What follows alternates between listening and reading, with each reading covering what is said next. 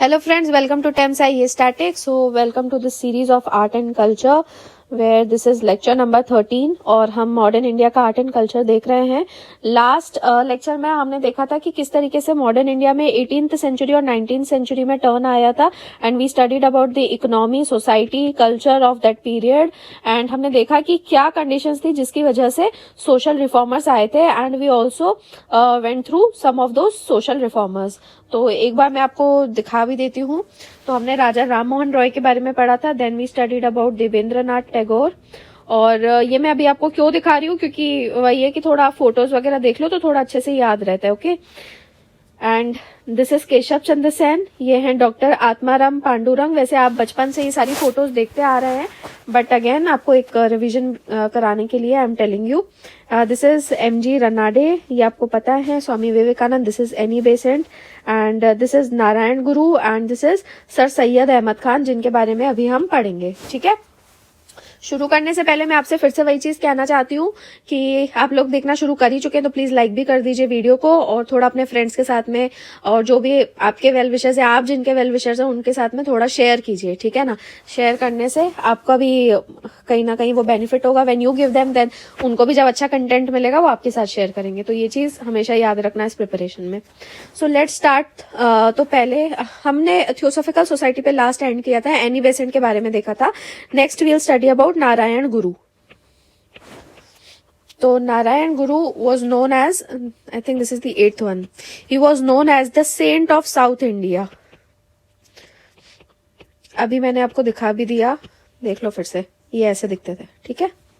ये हैं.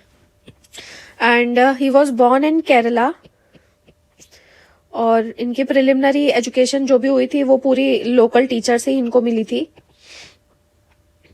And he was well versed in few languages, that is Malayalam.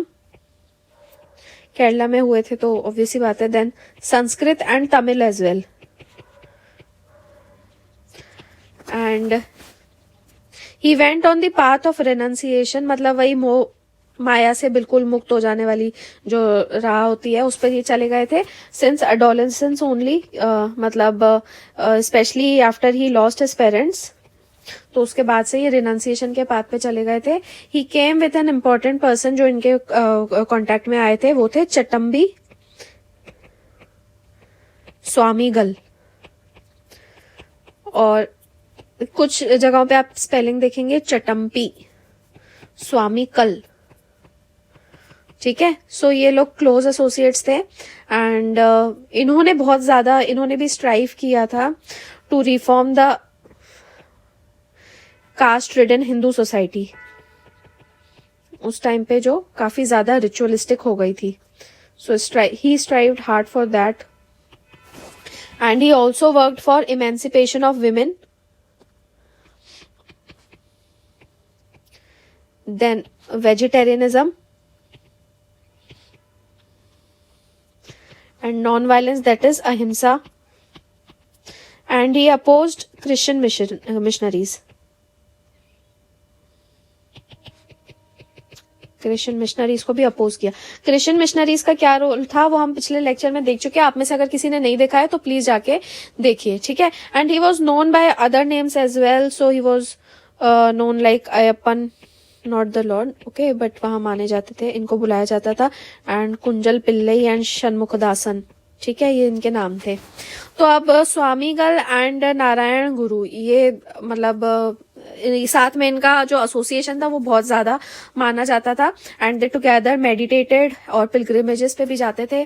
और इन्होंने मतलब both Swamigal and Narayana Guru they realised that all round progress जो रहेगी केरला की it dependent on goodwill and cooperation between Nair and Ezhava communities. तो ये दोनों कम्युनिटीज जो थी ये अक्सर कन्फ्लिक्ट पे रहती थी एंड इनका यही मानना था कि ये दोनों कम्युनिटीज का जो कन्फ्लिक्ट है it could ruin Kerala. So therefore for development, for progress of Kerala इन दोनों कम्युनिटीज का साथ में मिलकर रहना जरूरी था. इन दोनों ने इस चीज को रियलाइज किया था. Okay. And Narayana Guru was both social as well as religious reformer और रिनाउंसिएशन के पाथ पे चले गए थे इसलिए एसेटिक की लाइफ ही जी रहे थे वो. Fine. Next we'll study about the Muslim reform movement. So you are seeing that हम लोग किस तरीके से मतलब अलग अलग रीजन और रिलीजन वाइज कवर करते जा रहे हैं. ओके, सो इसमें सबसे ज्यादा जो प्रोमिनेंट थे, he was sir Syed Ahmad Khan.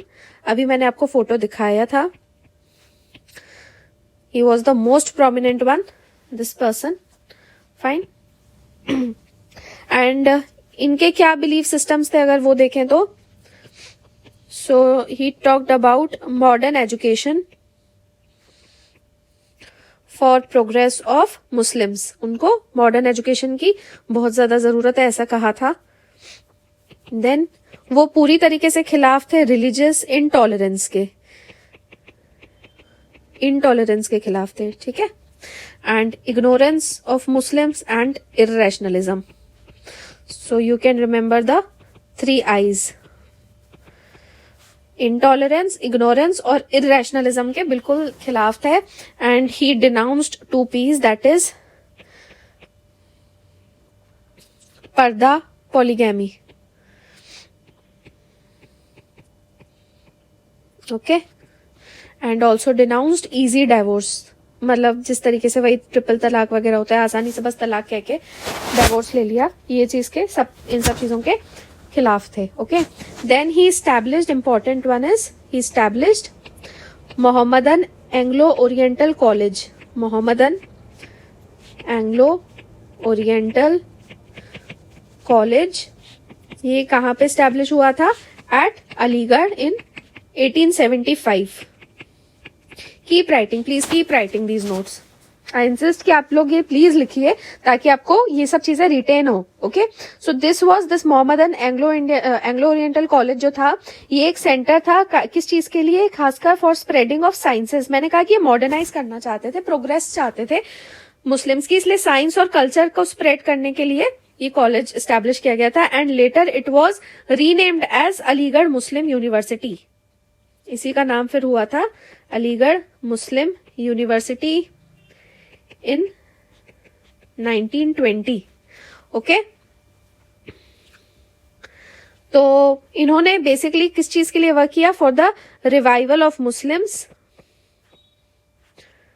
And he gave a common language. मतलब ये जो कॉलेज था, इसके थ्रू ही ये चीज हुई कि कॉमन लैंग्वेज उर्दू काफी ज्यादा स्प्रेड हुई. ओके. और उसी टाइम पे इन्हीं के दौरान मुस्लिम प्रेस भी काफी ज्यादा डेवलप हुई थी. Muslim press. So it basically compiled the Urdu works. तो इसलिए उर्दू बहुत ज्यादा इस टाइम पे प्रचलित हुई थी. ओके. एंड इनकी एक बात और याद रखना, जो मतलब obviously being Indians we didn't like, it was that he encouraged later. मतलब स्टार्टिंग में वो इन सब चीजों में वो नहीं थे, थोड़े नेशनलिस्ट, और वही बोला ना कि रिलीजियस इंटॉलरेंस के अगेंस्ट थे. But later he encouraged Indian Muslims not to join the national movement. National movement में वो नहीं चाहते थे कि मुस्लिम्स ज्वाइन करें, but he had his reasons. तो उनके हिसाब से क्या था कि उनको लगता था कि मुस्लिम्स के लिए एजुकेशन वाज नीडेड, और इस टाइम पे मतलब उनको पॉलिटिक्स में नहीं जाना चाहिए. So education was needed rather than politics. Okay. So मतलब बट ना चाहते करते भी एक तरीके से ना वे ही encourage the forces of communalism and separatism at this stage, क्योंकि ये बहुत ही नेसेंट स्टेज थी. और लर्निंग स्टेज बोलते हैं ना, जहां पे आपको एजुकेशन दिया जाता है, वहीं पे आपके थॉट्स वगैरह डेवलप होते हैं.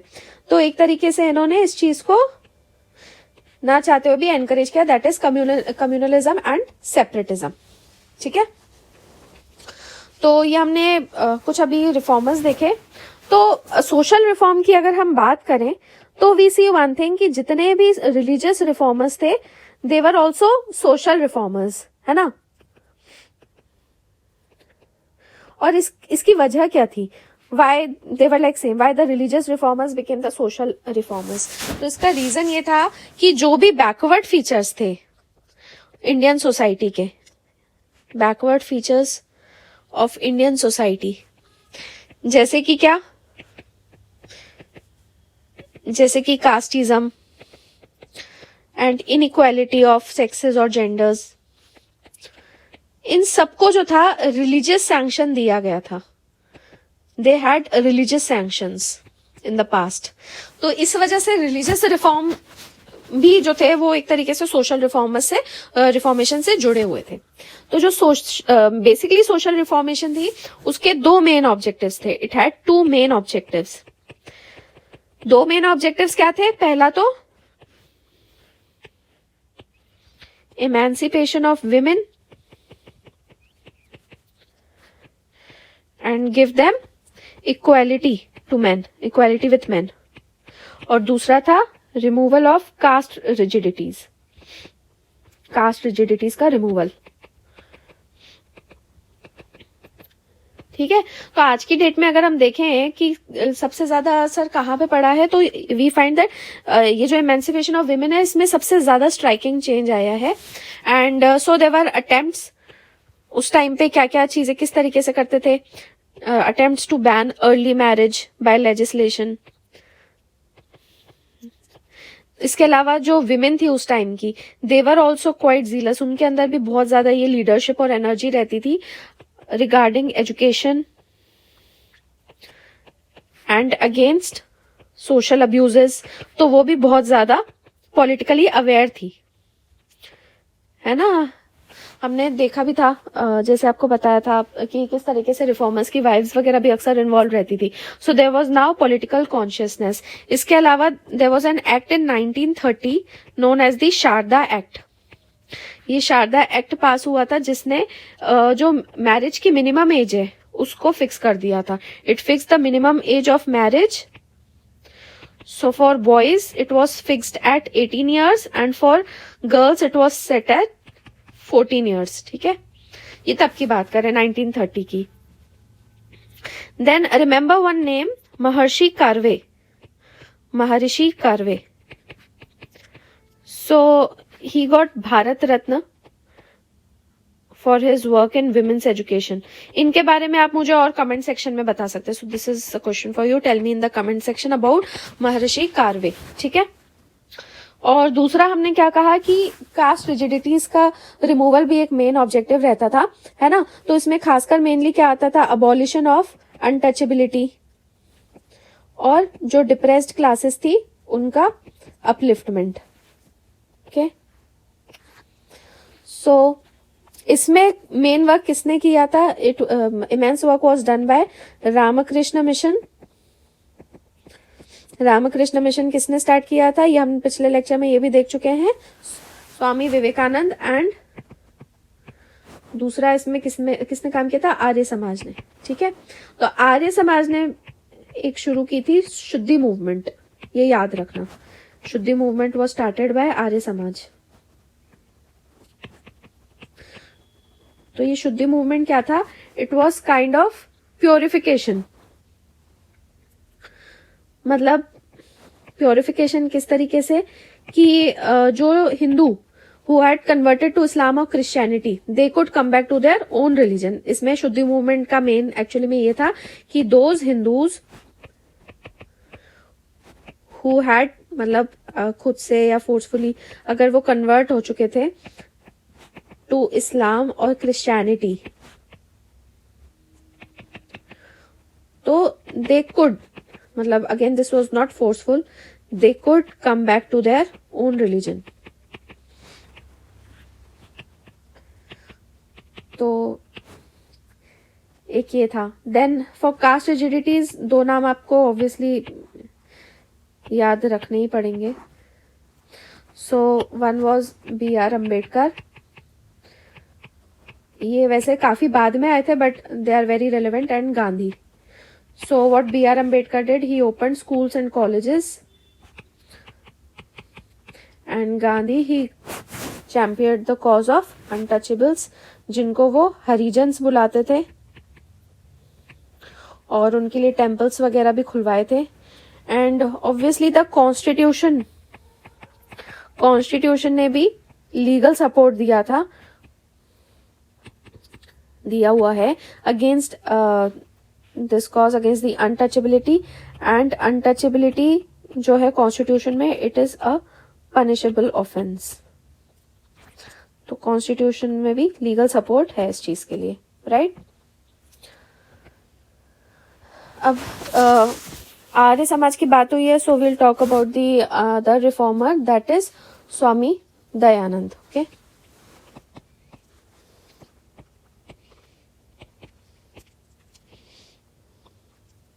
सो स्वामी दयानंद,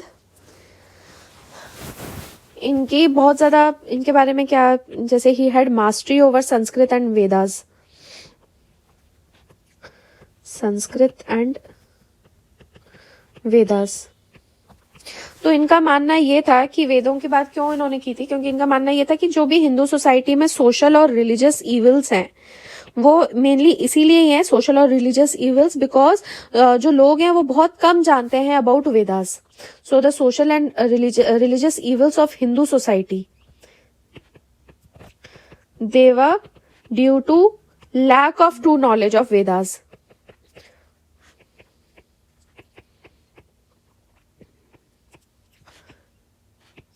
और सेम ये भी कास्ट की कुछ चीजों के अगेंस्ट थे, मतलब सोसाइटी की, फॉर एग्जाम्पल आइडोलेट्री, वही मूर्तियों की पूजा करना, एंड विमेन एजुकेशन, मतलब ये कहना चाहिए लैक ऑफ विमेन एजुकेशन, इन सब चीजों के अगेंस्ट थे। Then in 1875 he founded what, Arya Samaj, जिसका मेन एम क्या था, जो वेदास हैं उनकी ट्रू नॉलेज को प्रोपगेट करना, propagate true knowledge of Vedas, और वही जो सोशल और रिलीजियस इविल्स हैं उनको डिस्कार्ड करना। एंड ही अपोज्ड अनटचेबिलिटी, मतलब आर्य समाज में यही चीज की बात की हुई थी, opposed untouchability and oppose polytheism, अवतारवाद। अवतारवाद यानी कि मतलब जो हिंदूज में माना जाता है कि गॉड के कई सारे इनकारनेशंस या फिर अवतार होते हैं, ये सब चीजों के ये अगेंस्ट थे। And also ritualism. And he gave the slogan, जो कि आर्य समाज का है, go back to the Vedas. मतलब बेसिकली वही था कि आप वेदों के बारे में कुछ नहीं जानते हो, इसलिए सारे इविल्स हैं, so go back to Vedas. Okay, so इनके टाइम पे जो थे, it was the first time that Vedas were printed, उनकी पेट्रोनेज में। इनका एक इंपॉर्टेंट वर्क है Satyarth Prakash, please remember this, Satyarth Prakash, that is the light of truth, the light of truth. फिर बाद में जो आर्य समाज के फॉलोअर्स थे, those followers they started DAV, that is Dayanand Anglo Vedic schools. तो डीएवी की शुरुआत करी थी इनके फॉलोअर्स ने, और स्कूल एंड कॉलेज, और सबसे पहले कहाँ पे फाउंड किया था, in Lahore, that is in Pakistan, in 1886। ठीक है, इन्होंने 1883 में ही अपना देह त्याग दिए थे, यानी he left his body, and after that his followers they started the DAV schools and college, and DAV फिर आज की डेट में जो है, it is carrying forward his work, and now today there are 750 institutions of DAV. Okay, so east और north east की अगर basically बात करें रीजन की, ईस्ट एंड नॉर्थ ईस्ट में, तो वहां पे स्वामी दयानंद एंड ईश्वर चंद्र विद्यासागर,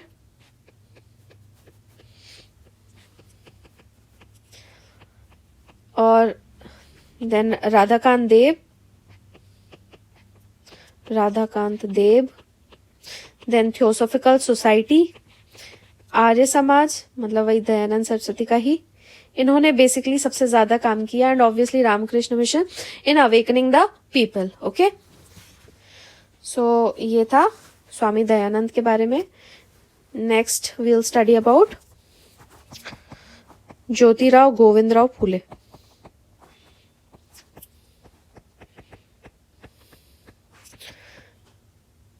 ये बहुत इंपॉर्टेंट रहते हैं, आपको रिफॉर्मर्स के बारे में पता होना। He was born in 1827, he is also known as Jyotiba. कई बार क्या होता है कि है ना, बहुत छोटा सा कोई सवाल आ जाता है, अब जैसे सत्यार्थ प्रकाश ही पूछ लिया तो आप कंफ्यूज हो जाते हो, तो इसलिए मतलब अपना ये कवर करते हुए हम लोग चल रहे हैं, राइट। तो ही was born in, Jyotiba was born इन पुणे। ये बहुत ही एक लोअर कास्ट फैमिली में पैदा हुए थे, माली की फैमिली थी, ठीक है। He was born in a lower caste family of Malis. और इन्होंने एजुकेशन को काफी ज्यादा प्रमोट किया था, specially to improve lower caste and the status of women. तो इसलिए इन्होंने स्कूल भी शुरू करा था फॉर लोअर कास्ट, ठीक है। And he also started, again remember this, Satyashodhak सभा, सत्यशोधक समाज, सॉरी, शोधक समाज इन 1873। और इसका एम क्या था? टू सीक सोशल जस्टिस, वही अनटचेबल्स के लिए, untouchables and backward class, okay, उनके लिए इन्होंने सत्यशोधक समाज स्टार्ट किया था। और बाद में he was also elected to Poona municipality. और इनकी भी वाइफ जो थी वो काफी ज्यादा एक्टिव थी। You can tell me about something about her in the comment section about Savitri Bai, okay. Another important lady जिनकी हमने पहले बात भी करी थी, पंडिता रमाबाई।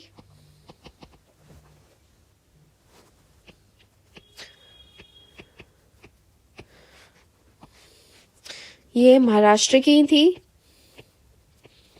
एंड उनके जब पेरेंट्स नहीं रहे, after her parents died, she travelled with her brother and she used to give discourses on Purana, पुराणों पे ये डिस्कोर्सेस देती थी। तो इनकी काफी अच्छी रेपुटेशन बन गई थी of a scholar and religious speaker.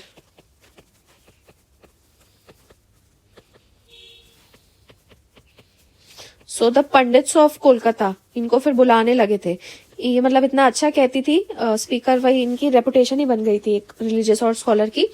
तो जो कोलकाता के पंडित थे, दे यूज टू इनवाइट हर, और मतलब इनकी नॉलेज देख के वो लोग भी एकदम हैरान रह जाते थे। So that is why she got the title of learned woman, that is Pandita, ठीक है। पंडिता का टाइटल इसलिए इनको मिला। Then in 1882 she moved to Pune and she was drawn to the Prarthana Samaj. किनकी वाइफ थी ये? बताया है पिछले लेक्चर में, बताना आप, ठीक है। एंड प्रार्थना समाज का आपको बता चुके हैं कि ये ब्रह्मो समाज का एक तरीके से मैसेज फैला रहे थे महाराष्ट्र में। Then in 1890 she started Sharada Sadan. Sharada Sadan क्या था? This was the home for widows, ठीक है। वेस्टर्न इंडिया में अगर और दूसरी पर्सनालिटीज की बात करें तो हम बता चुके हैं, एमजी रन्नाडे थे। Then there was RG Bhandarkar, there was Dadabhai Naoroji,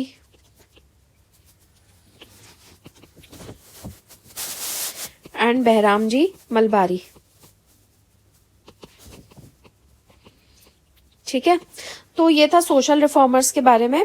so should we continue with press और नॉट? चलो, we will do it in the next lecture.